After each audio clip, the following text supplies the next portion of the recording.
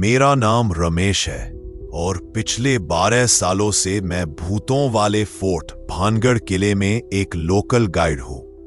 हर दिन पर्यटक आते हैं, कहानी सुनते हैं, फोटो लेते हैं और फिर शाम होते ही किला खाली हो जाता है। सब कहते हैं कि सूरज ढलने के बाद इस जगह में कुछ ऐसा है जो इंसानों को पसंद नहीं करता।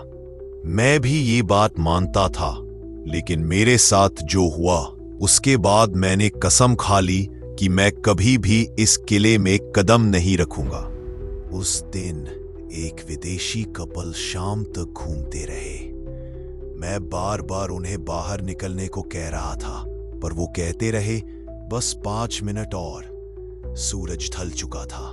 किले की हवा अचानक ठंडी हो गई। आसमान में एक अजीब सन्नाटा छा गया। जब वो कपल आखिरकार बाहर गया तो मैंने दरवाजा बंद करने के लिए किले का चक्कर लगाया, लेकिन तभी मुझे अंदर से किसी लड़की की चीख सुनाई दी, इतनी दर्दनाक कि मेरे पैरों तले जमीन खिसक गई। मैंने टॉर्च ऑन की और आवाज की दिशा में भागा। किले की टूटी दीवारों पर परछाइयां हिल रही थी, जैसे कोई वहां से अभी अभी गुजरा हो। मैं पुराने रानी महल के पास पहुंचा।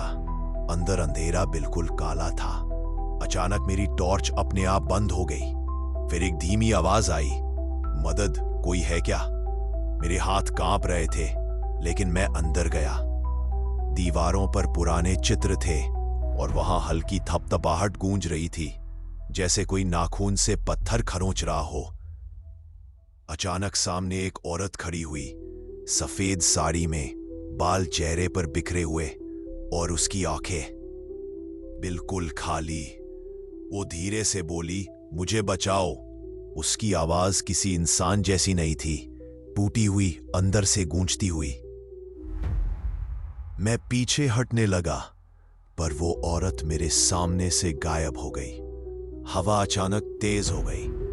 पत्थरों के बीच से फुसफुसाहट आने लगी, जैसे कई लोग एक साथ कुछ कह रहे हो।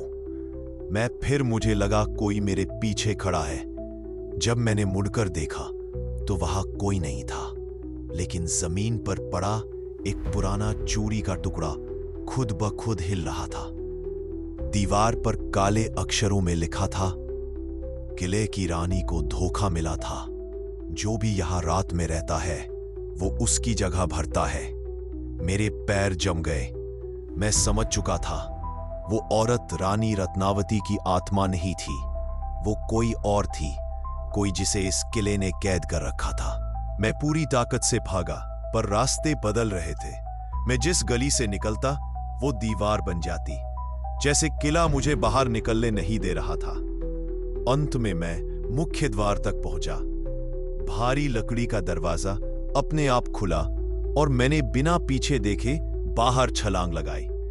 मैं जमीन पर गिरा और हांफते हुए पीछे देखा तो रानी महल की खिड़की पर वही औरत खड़ी थी। उसकी खाली आंखें सीधे मेरी तरफ देख रही थी।